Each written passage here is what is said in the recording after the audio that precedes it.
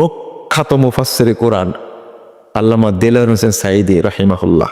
দেখেন আমি বললাম কি রাহিমাহুল্লাহ, ওরা কি বলবে জানেন? মরহুম দেলোয়ার হোসেন সাঈদী। মরহুম বলা কেন বলা যাবে না জানেন? এটাও সুফিদের শব্দ। আমি বললাম আল্লাহ তার উপরে রহম করুন, দোয়া হলো না? আর মরহুম মানে কি?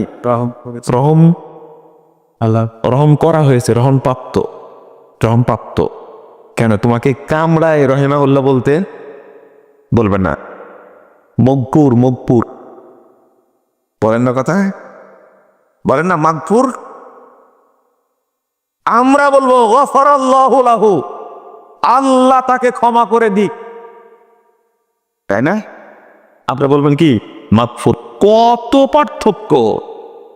আর এইগুলো বলাটাই হলো আমার কি দোষ, অপরাধ। কই আপনার সাহস থাকলে মাজা বেঁধে বলেন না কেন?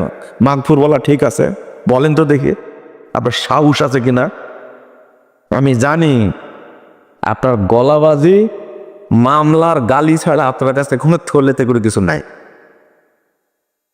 আল্লাহর নবী বলছেন গফারাল্লাহু লাহু, আল্লাহ তাকে ক্ষমা করে দিন, দোয়া করছেন। আর সাদাক আল্লাহ, আল্লাহ তাকে সঠিক পথ দেখা। ওহো, আপনি মগফুর বললেন কেন? মারহুম বললেন কেন? আমি বললাম কি রাহিমাহুল্লাহ, আল্লাহ তার উপরে কি রহম করুন, দয়া করুন, অনুগ্রহ করুন, রহমত নাজিল করুন। কত সুন্দর কথা। আমরা কি বলি? আবু হুরায়রা, তারপর কি বলি? রাদিয়াল্লাহু। এখানে বললে সমস্যাটা কি? রাদিয়াল্লাহু আনহু, আল্লাহ তার উপরে কি সন্তুষ্ট, আলহামদুলিল্লাহ।